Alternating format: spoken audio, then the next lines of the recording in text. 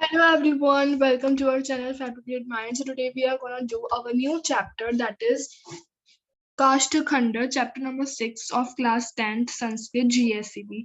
So if you haven't watched our previous all series of Sanskrit class 10, so do watch it and become early bird of starting class 10 with us. Okay. और एक और बात बताना मैं आपको चाहती हूँ कि अगर आपने अभी तक स्ट्रेटजीज का वीडियो नहीं देखा है moving from 9th standard to 10th standard, तो आप फटाफट से उसे भी जाके देख लीजिए, लिंक उसका डिस्क्रिप्शन में है। और बाकी सारे ही वीडियोस का जो सीरीज है उसके जो लिंक है वो डिस्क्रिप्शन में है और as well as I button पे भी आपको दिख जाएंगे। Okay, so now without wasting much time let's get started. सबसे पहले हम लोग काष्ठखंड इसका मतलब जानते हैं, इसका एक पूरा ओवरव्यू देख लेते हैं। तो ओवरव्यू क्या है? सबसे पहले तो काष्ठखंड का मतलब होता है अ वुडन पीस। ओके, एक लकड़ी का टुकड़ा, ये होता है काष्ठखंड का मतलब। यहाँ पे इस चैप्टर में बताया गया है किस तरह से हम लोग लाइफ में आगे बढ़ सकते हैं और अपनी हैप्पीनेस पा सकते हैं, अपनी लाइफ में खुशियां पा सकते हैं। तो लेट्स गेट स्टार्टेड अब विद दिस वीडियो कि इसमें क्या कहना चाहते हैं। तो सबसे पहले अगर हम देखें तो हमें क्या दिखता है, एक जो जैसे कि आपको पिक्चर में देखने को मिल रहा है, एक गुरु है और उनके डिसाइपल है। डिसाइपल का मतलब होता है शिष्य। गुरु शिष्य की जोड़ी जो है वो गंगा रिवर के किसी गांव में, गंगा रिवर के किनारे, गांव तो देखो अब गंगा रिवर है तो आप गांव का पता लगा सकते हो, राइट। तो वो उनके बैंक के पास में चल रहे हैं, किनारे चल रहे हैं। और वहां पे जब एकदम से जो गुरु होते हैं वो पीस ऑफ वुड यानी जो लकड़ी का टुकड़ा होता है जो गंगा नदी में होता है, वो उसको पॉइंटिंग आउट करके कहते हैं कि अगर इसको ये जो है वो ओशियन यानी समुद्र तक पहुंच जाएगा अगर उसको 4 ऑब्स्टेकल्स मीन्स 4 जो उसकी प्रॉब्लम्स हैं, अगर वो बीच में अड़चने डालेंगी नहीं, बीच में प्रॉब्लम्स क्रिएट करेंगी नहीं, तो वो क्या होगा, वो समुद्र तक पहुंच जाएगा। ऐसा वो कहते हैं। कौन कहते हैं? गुरु कहते हैं अपने शिष्य को। ठीक है, वो क्या करते हैं देखो, फिर से बताती हूँ। जो गंगा रिवर होता है ना उसके अंदर पीस ऑफ वुड वो देखते हैं और उसकी तरफ उंगली करके बोलते हैं कि ये जो पीस ऑफ वुड है, काष्ठ खंड है, ये जो है वो समुद्र तक कभी पहुंच पाएगा जब इसके रास्ते में 4 अड़चने, 4 प्रॉब्लम्स नहीं आएंगी तब। ठीक है, तो अब वो 4 प्रॉब्लम्स कौन सी है वो बहुत इंपॉर्टेंट है आपके लिए जानना, बिकॉज बोर्ड में उसी से क्वेश्चंस आते हैं। तो मैं आपको बता दूं सबसे पहले कि 4 कौन कौन सी अड़चने हैं। तो एक अड़चन, सबसे फर्स्ट अगर हम प्रॉब्लम, अड़चन का मतलब होता है प्रॉब्लम, राइट, जो प्रॉब्लम क्रिएट करते हैं वो चीज, ऑब्स्टिकल्स इंग्लिश में बोलते हैं, राइट। तो सबसे पहली प्रॉब्लम ये है कि stuck up to the bank means किसी एक किनारे पर रह जाना। ठीक है, चिपक जाना या फिर वहीं पे रह जाना। ठीक है, स्टक अप का मतलब आपको पता चल गया होगा, एक किनारे पे ठहरे रहना। ठीक है, एक प्रॉब्लम तो वो हो गई, किसी वजह से एक नदी के एक किनारे पर ठहरे रहना।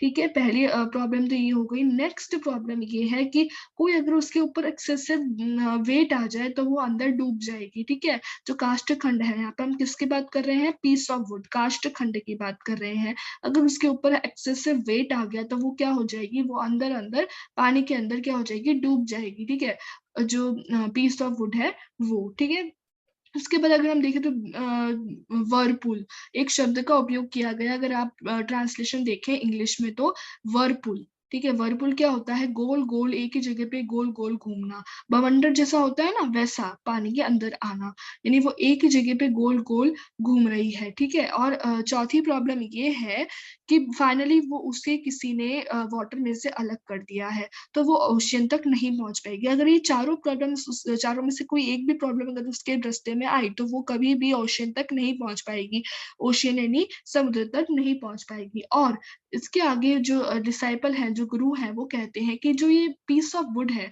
जो सारे इंसान है वो भी पीस ऑफ वुड की तरह ही होते हैं। अब वो पीस ऑफ वुड की तरह कैसे कंपेयर कर रहे हैं वो हमें देखना है और समझना है।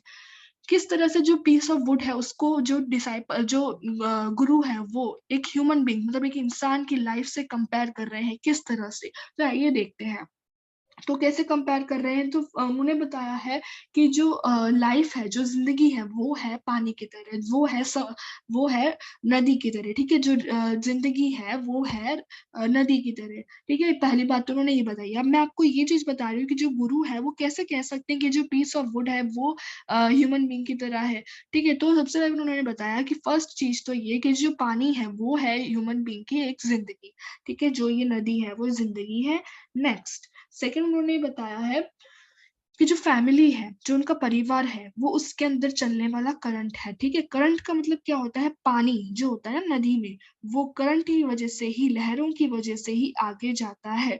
तो जो फैमिली है वो क्या है, वो उस करंट की तरह है जो पानी को मदद करती है कि वो आगे जाए, बहता रहे, ठीक है। तो वो जो फैमिली है वो क्या है, करंट की तरह है, ठीक है। और वाटर ऑफ लव, कौन सा वाटर, कौन सा पानी उसके अंदर है, देखो नदी को तो हमने बोल दिया जिंदगी, अब लहरों को हमने बोल दिया फैमिली, और क्या बोलते हैं, अ, जो वाटर, जो वाटर है उसके अंदर, किसके अंदर, नदी के अंदर, वो वाटर किसकी तरह है, लव की तरह है, ठीक है, प्यार की तरह है।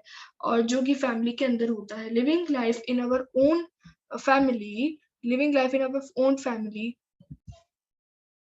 और वो ये बोलते हैं कि अगर हम अपनी फैमिली में रहें, अगर हम अपनी फैमिली के साथ रहें, लव के साथ और पीस के साथ, तो हम लोग समुद्र तक पहुंच सकते हैं, ठीक है। और यहाँ पे समुद्र जो है, उनको उन्होंने किस तरह से बताया है कि जो समुद्र है वो हैप्पीनेस की तरफ इशारा करता है, जो समुद्र है, ठीक है। तो कोई भी इंसान हैप्पीनेस की तरफ इस तरह से ही पहुंच सकता है, ठीक है। उसके बाद वो बोल रहे हैं कि ये चार ऑब्स्टिकल्स जो ह्यूमन है उनकी जिंदगी में भी आते हैं, जो इंसान है उनकी जिंदगी में भी ये आते हैं। ऑल्दो वो इंसान और काष्ठखंड दोनों को क्या कर रहे हैं, कंपेयर कर रहे हैं, ठीक है। तो अब आएगी बहुत ही ज्यादा मोस्ट इम्पोर्टेंट थिंग कि वो चार प्रॉब्लम्स क्या है ह्यूमन की लाइफ में, ठीक है। कि उन्होंने जो है वो काष्ठखंड की लाइफ को ह्यूमन की लाइफ से कंपेयर किया। तो चार जो अड़चने हैं वो है क्या। सबसे फर्स्ट अड़चन जो उन्होंने बताई थी ये काष्ठखंड की, वो थी being stuck up to the bank. Being stuck up to the bank मतलब जैसे कि कुछ चीजें होती है, जैसे कि फूड होता है, स्लीप होता है, फियर होता है। फूड मतलब खाना, स्लीप मतलब सोना, फियर मतलब डरना।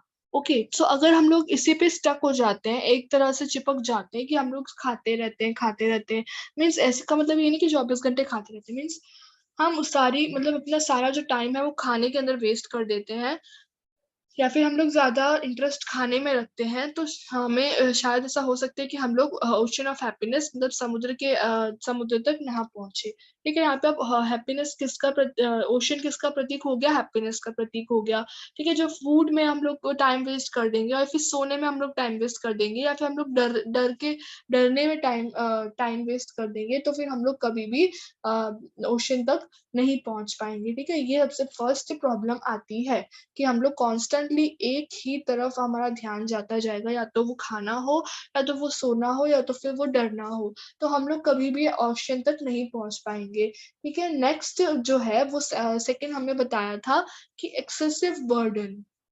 एक्सेसिव बर्डन का मतलब होता है जैसे कि अगर हम हमारे ऊपर जैसे कि काष्ठखंड को एक्सेसिव बर्डन मिलेगा तो वो डूब जाएगा, वैसे हमारी लाइफ में भी होता है। जो सोशल बिहेवियर होता है, मतलब अच्छा बिहेवियर होता है, सामाजिक व्यवहार होता है जो, वो सबको अच्छा लगता है। कौन ऐसा पसंद करेगा मतलब खराब स्वभाव वाले को, इंसान को पसंद करेगा, ऐसा कोई भी नहीं है, ठीक है। तो ये सबको पसंद होता है कि उसका अच्छा बिहेवियर है, और सबको अच्छा लगता है। लेकिन हम ऐसा तो नहीं कर सकते ना कि सबसे अच्छा हम रख पाए, सबसे हम बनाकर रख पाए, सबसे अच्छा बोल पाए। तो अगर हम लोग इस तरह से इसमें समर्पित हो जाते हैं तो भी हम लोग, हमारे ऊपर एक्सेसिव बर्डन आ जाता है सबका, ठीक है। क्योंकि हम लोग सबको खुश करने में लग जाएंगे, तो हम लोग कभी भी ऐसा मतलब हमें पूरी कोशिश तो जरूर करनी चाहिए, पर हमें अपना नुकसान करके किसी को खुश रखना है, ऐसा है वैसा है, इस तरह से अपना एनर्जी और टाइम या फिर कुछ भी वेस्ट करना नहीं चाहिए। तो हमारे ऊपर अगर हम ऐसा करेंगे तो हमारे ऊपर एक्सेसिव बर्डन आएगा,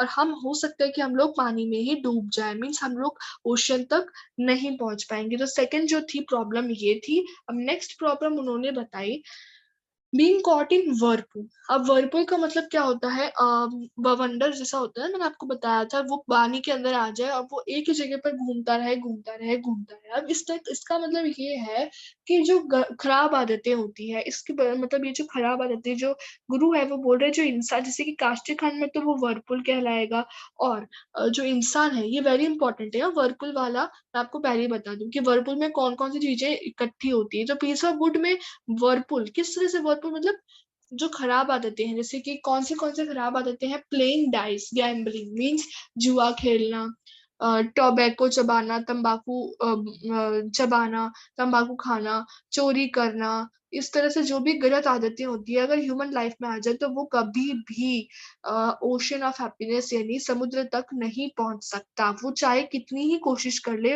he will never reach in the two the ocean, right. ऐसी कोई भी खराब आदतों के साथ वो कभी भी ओशन तक नहीं पहुंच सकता। ठीक है, इस तरह से ये था हमारा थर्ड वर्लपूल वाला जो था। अब नेक्स्ट जो है वो उसके काष्ठखंड में क्या आएगा, मीन्स उसको बोला है कि काष्ठखंड को कोई पानी से अलग कर दे तो भी वो ओशियन तक नहीं पहुंच पाएगा। अब इसका क्या मतलब है, इसको अगर हम ह्यूमन लाइफ से कंपेयर करें तो हमें स्टार्टिंग में पता है कि जो गुरु जी उन्होंने कहा था कि जो रिवर है वो क्या है, हमारी लाइफ है, और जो उसके अंदर करंट है वो क्या है, फैमिली है, और किसका पानी है, वो लव का पानी है। ठीक है, तो अगर हमें पानी, अगर हम लोग फैमिली से अलग हो जाए तो हम लोग कभी भी ओशन तक नहीं पहुंच सकते, लेकिन क्योंकि फैमिली की वजह से ही हम लोग आगे बढ़ सकते हैं और उनका लव ही हमें आगे तक पहुंचा सकता है। और अगर हम लोग फैमिली से ही अलग हो जाए, ठीक है, हमारे परिवार से ही अलग हो जाए, तो हम कभी भी खुशियों तक नहीं पहुंच सकेंगे। ये थी हमारी फोर्थ प्रॉब्लम। और इसी के साथ ही कहा है जो गुरु है, अगर किसी की जिंदगी में ये चारों प्रॉब्लम्स ना हो या फिर वो इन चारों प्रॉब्लम्स को ओवरकम कर ले, then he will definitely become to reach the ocean. So yes, ये था हमारा चैप्टर काष्ठखंड। अगर आपको ये चैप्टर समझ आया हो तो प्लीज मुझे कमेंट करके जरूर बताना। और अगर कोई भी डाउट रहा हो तो प्लीज कमेंट करना, मैं आपका डाउट सॉल्व करने की पूरी कोशिश करूंगी। ओके, सो अगर आप लोग पूरा ही कोर्स सीखना चाहते हैं संस्कृत का तो आप मेरे चैनल को सब्सक्राइब कर सकते हैं, और मैं आपको पूरे ही चैनल का मतलब पूरे जो संस्कृत कोर्स है वो सब आपको कराऊंगी। हमारी सीरीज में हमने 6 चैप्टर्स पूरे कर लिए यहाँ पर, और सारे ही लिंक जो है वो डिस्क्रिप्शन में है। तो अगर आप उनको देखना चाहते हैं तो फिर definitely go and check it out. Okay, so मिलते हैं नेक्स्ट वीडियो में नेक्स्ट चैप्टर के साथ। Till then bye bye, take care and good luck.